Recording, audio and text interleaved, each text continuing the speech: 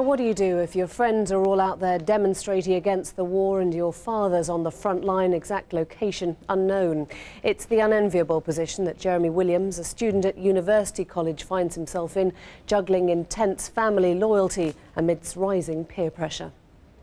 We say no to war, no war for oil. The voice of mass student protest, but there's one clear dissenter in the crowd. If you're a student, like you say, students always protest, so you must be against the war automatically because you're a student, so you must come on the protest. There's two cases for this.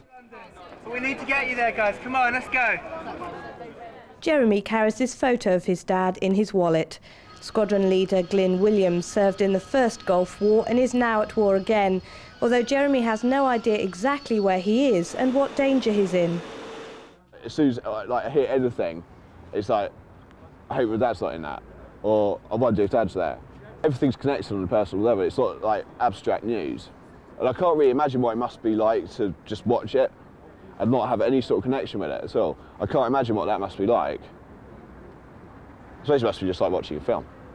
The union at UCL has declared itself anti-war. Jez tries to skirt confrontation, but it's unavoidable at times, even amongst friends.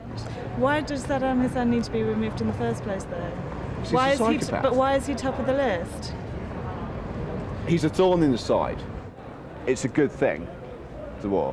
I think it's for a good cause. I'm not sure how much of that, however, is due to the fact that my own dad's out there. Like whether it's partly in an attempt to justify his presence out there, and to, just in case anything, God forbid, happened to him. That I'd like to think that he died doing something good.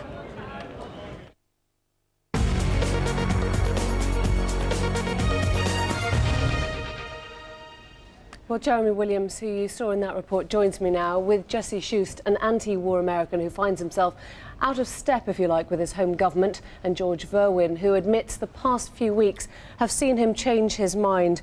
Jeremy, I saw you wincing at that. I suppose that's only natural. It's hard to look at yourself again. But the sentiments remain very much the same. You're out of step with your very much so, and I feel like now everyone should be getting behind this thing, make sure it gets over and done with quickly, showing support for the troops, make sure they don't come home and feel like, what have we been doing? And presumably your colleagues, your friends at university understand that?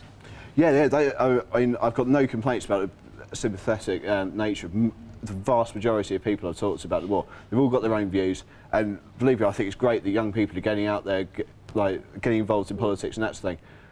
But there have been a few confrontations with people because they think that the war's inherently wrong, and therefore everyone involved is carrying out an inherently wrong act. Jesse, you've had your time. It's about time to fall in line now and support those out there. I definitely don't agree with that sentiment. I hear that.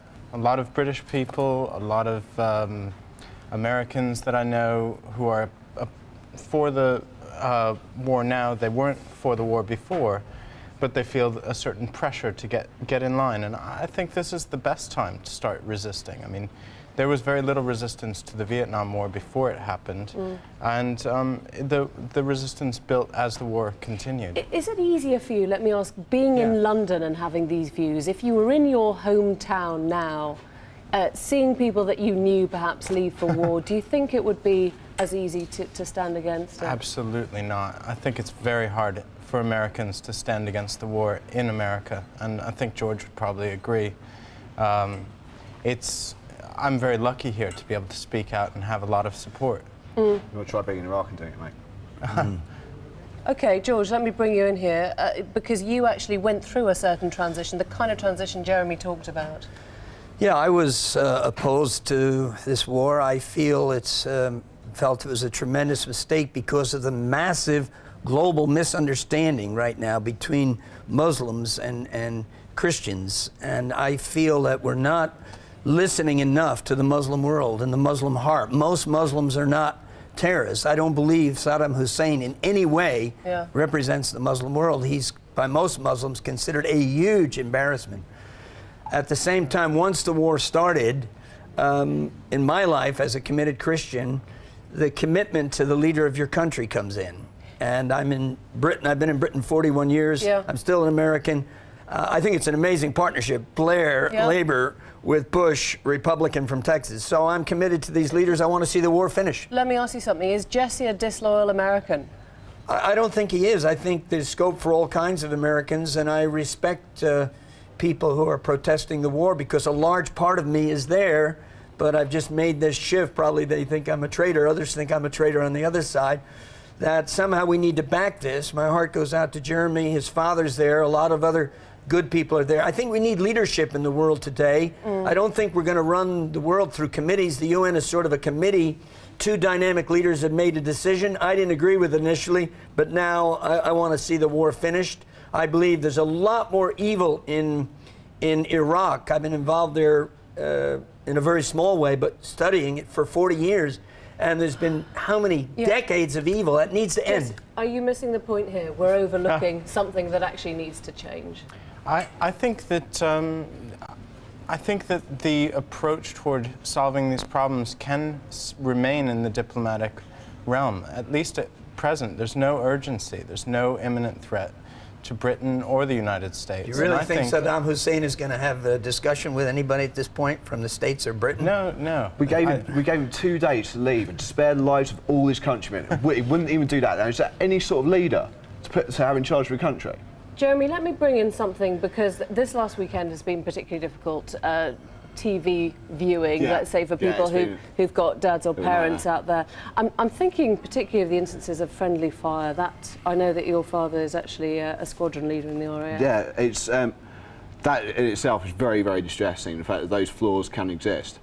And believe me, like, while I am extremely loyal to Britain's cause out there, I think these things definitely need looking at. And it's so much more worrying to the families to think that they could be shot down by their own side. Was that a glance to an American there, when you say they need looking at? Yeah. I think, no, I'm not sure. I'm sure the inquiries are still going on, and that's the thing. I do, however, know from anecdotal evidence that the American soldiers might be a little bit more trigger happy than British soldiers are trained to be. That's just pure anecdotal evidence. George, let me just bring you in. Have you felt that? Have you felt a kind of antipathy or an unspoken blame reaching out in these last couple of days? Well, I appreciated what one of the major leaders out there said, that this is a terrible thing, but this will bring the coalition actually closer together. And I think that's going to happen. I am actually stunned that more people aren't dead by now. I mean, look at the Iran-Iraq war. Look at other wars. So far, and one death is Jesse, too many. I'm going to bring you in for a last line, because you probably would say you're not surprised. No, I think the strategy right now is to make as few deaths as possible, and that is to make sure that as few deaths as possible reach the media. Okay. We may find out that there are more. We will see. More than 1 million Kurds dead over the years is pretty serious. Guys, I'm really sorry. I'm going to have to leave it there. George, Jesse and Jeremy, many thanks to all three of you for coming in.